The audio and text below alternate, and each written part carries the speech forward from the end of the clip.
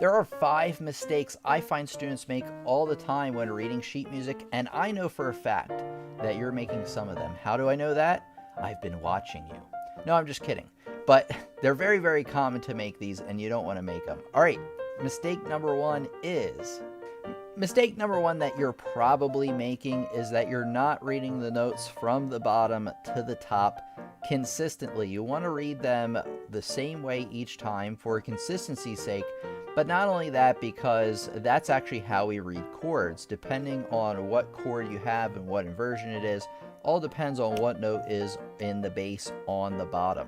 All right, let's take a look, and I want to show you what I mean. Reading chords, particularly this first chord here, I know that that's a G major chord in root position, mainly because the notes are stacked evenly, but because G is in the bass. So if I'm reading the notes G, B, and D, because I've been learning music theory, and hopefully you have been as well, that you will know right away, oh hey, that's a G major chord, and it happens to be in first inversion.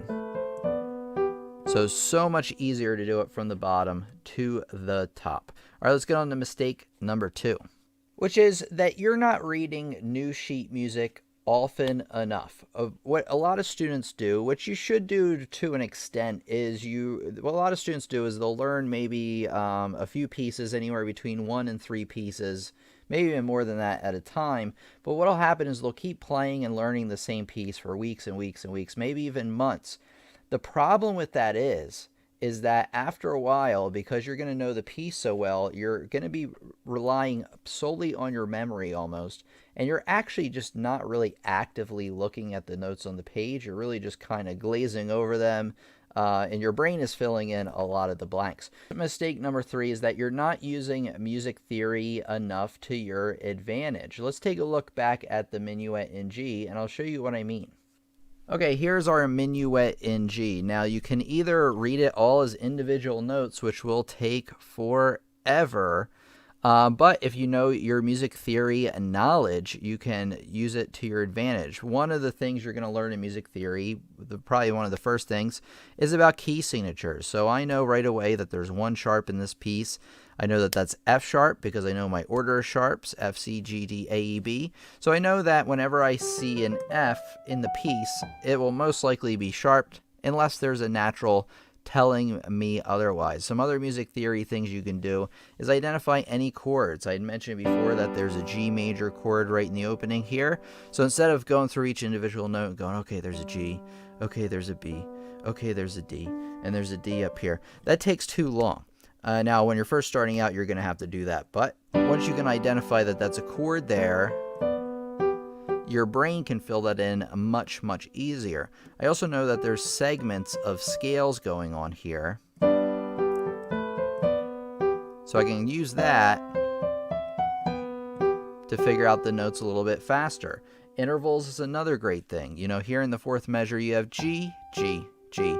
Right away, instead of actually reading all of those notes, I can tell that, like, at the end of this run here, that hits G. That's where my finger naturally lies.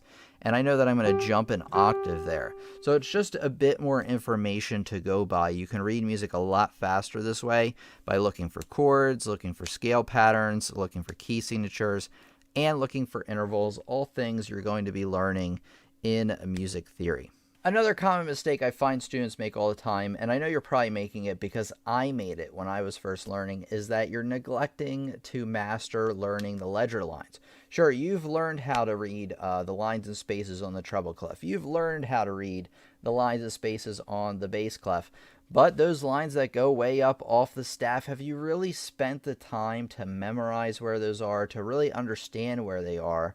And especially in relation to other notes you have on the staff in terms of intervals and things like that. Well, chances are, most students I find do not. In fact, they ignore them. So what happens, and it's mainly because in the pieces they play in the beginning, you're not going to find those notes as much. But as you get more advanced, you're going to see more and more of those notes up and down below the staff, those ledger lines. So please, please, please spend your time mastering those notes. I'm going to give you a little tip here on how to do that. So if you go to musictheory.net, we've talked about this many times on the channel, you click on exercises, you go to note identification, and it's very important what you do next. See, you're probably pretty good at reading this note and all the notes on the staff. So what you want to do is you want to go over here, click on the gear, and you want to click on, first of all, whatever clef you're doing. So if you're doing both clefs, you're going to click grand staff, if you're that good. And actually what you want to do is they give you a range here. Actually, you know what I would do is I'd actually just do a treble clef first and then bass clef, because it only works this way, I just realized. So when you are doing this, you can have the whole range selected, which is great, because then you'll get some notes in the staff that'll give you practice there, and some notes outside the staff. If you want to practice just notes, say below the staff, which is probably what you need to work on, select the range to be this, where you have that C or the A below and then that E below. You can also have it swapped. It's the same thing. So you'll only be working on to those notes. That one happens to be on the staff, so that's the bottom line. That's E. And then let's try to find the next one. C right away. So that one's going off into the ledger line. That one is A. Let's see what the next one is. And then that one's C. So as you can see, by selecting the range, it will allow you to practice just those ledger lines. Then when you're done with that, go all the way up, select the range all the way up. And like I said, if you still need practice with those notes in between, you select the entire range. So I think you get the idea. And then do the same thing with, you change your clef, and you do the exact same thing with the bass clef. And once you get the hang of that, then you probably want to do the grand staff and practice them all. So once again, if I was practicing the notes above the staff, I would select my range right there. So that's how I recommend you really spend the time to learn and practice those ledger lines. All right, let's take a look at the next mistake you're making.